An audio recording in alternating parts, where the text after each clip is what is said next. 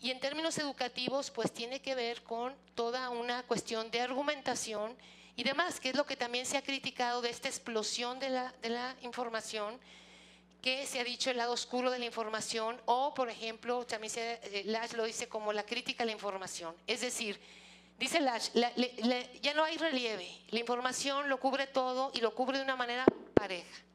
En la investigación que estoy haciendo, por ejemplo, y con esto cierro, una pregunta que se hacía a estos bachilleres, no solamente a estos bachilleres de la Sierra Birrárica, sino también bachilleres de zonas rurales y de la zona metropolitana de Guadalajara, era ¿cómo buscas la información? La pregunta era, la última vez que buscaste información en internet para hacer un trabajo escolar, una presentación, para preparar un examen, etcétera, etcétera, ¿cómo lo hiciste?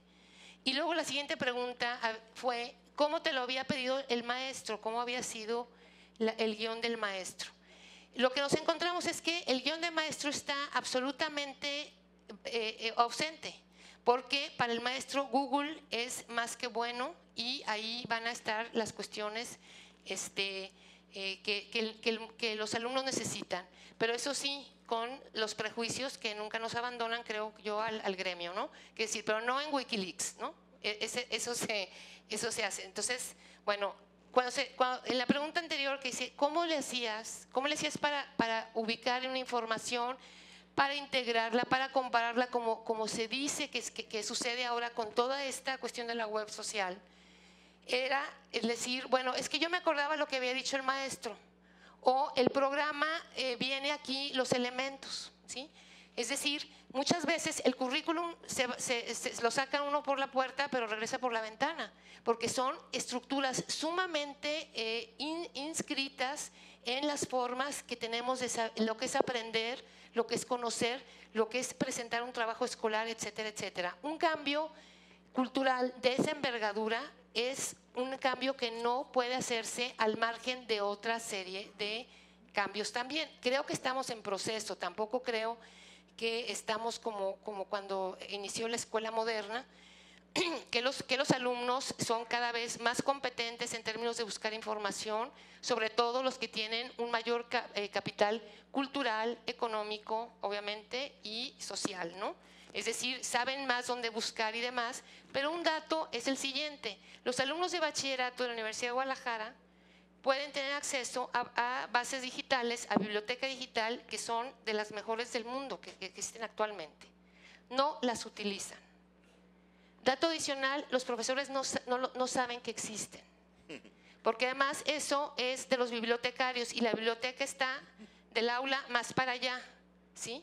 Y los bibliotecarios se sienten los dueños porque nomás hay una computadora para hacer ese tipo de búsquedas, porque las demás están siendo para que los alumnos trabajen. Es decir, a eso me estoy refiriendo con que se integran un conjunto de sistemas sociotécnicos que tienen que ver con la producción de significado y que no es posible cambiar de una manera autónoma, pero tampoco quedarnos diciendo hasta que cambie todo, va a cambiar la educación. No, pero entre más podamos ver estas implicaciones, creo que tendremos herramientas más sólidas para poder hacer proyectos de desarrollo.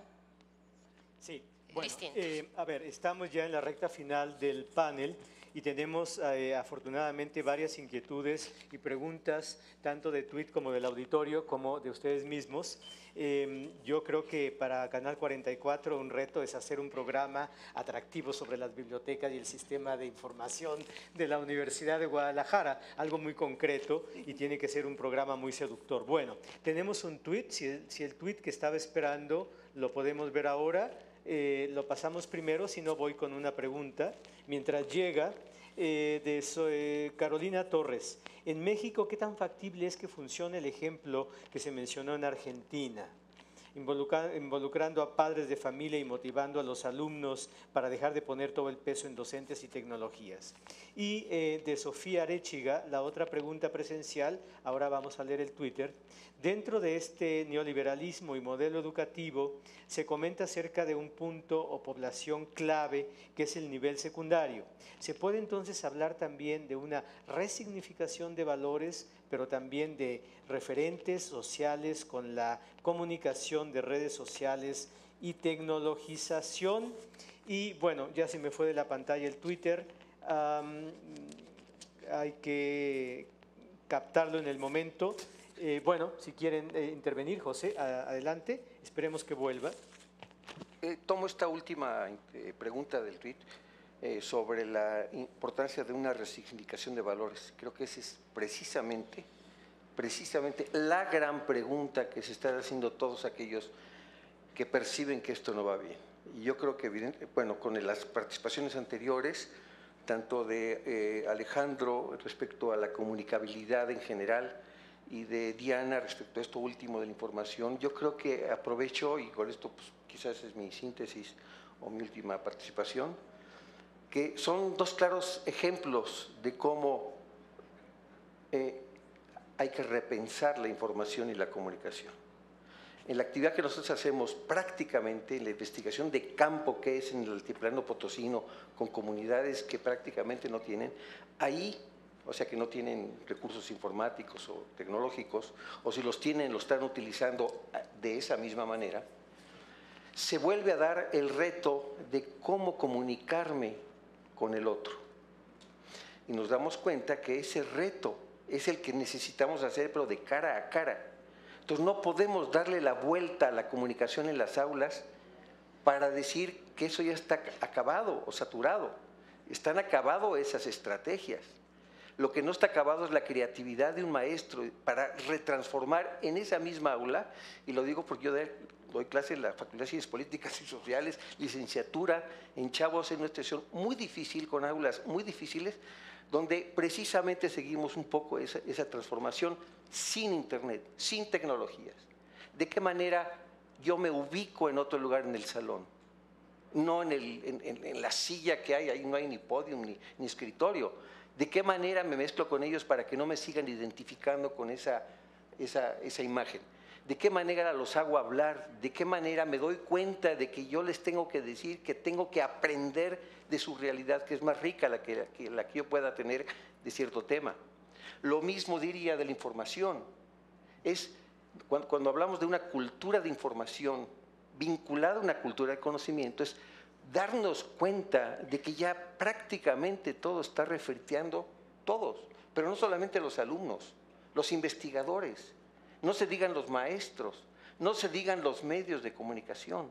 Entonces yo cuestiono desde ahí, desde una perspectiva de un conocimiento que no se queda en nivel racional, es un nivel que parte de esquemas de acción piagetianos, de un constructivismo epistemológico que se da cuenta de que si no seguimos vinculando la acción con digamos, en la acción ya está el mundo, digamos, interno de las ideas, como el mundo real explícito de afuera.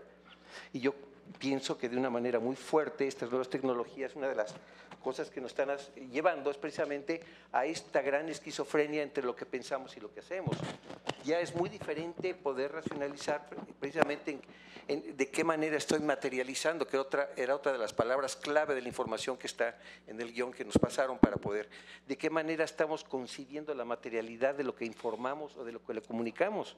Yo creo que hay una completa ignorancia de lo que está pasando en términos generales, no de aquellos que están controlando lo que está sucediendo en las masas, en las industrias, en las políticas, en las ecologías, que desde luego hay que incorporar todo.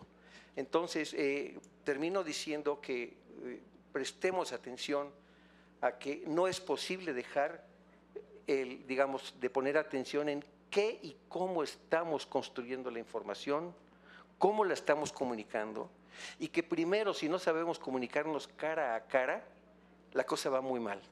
¿Qué es lo que está pasando? De alguna manera en muchos grupos, digamos, de juventudes y de lo que ustedes quieran, de gentes que trabajan, de familias, etcétera, están evadiendo la importancia de la relación cara a cara presencial. ¿Por qué? Porque está agotada, pero está agotada cuando no hay recreatividad.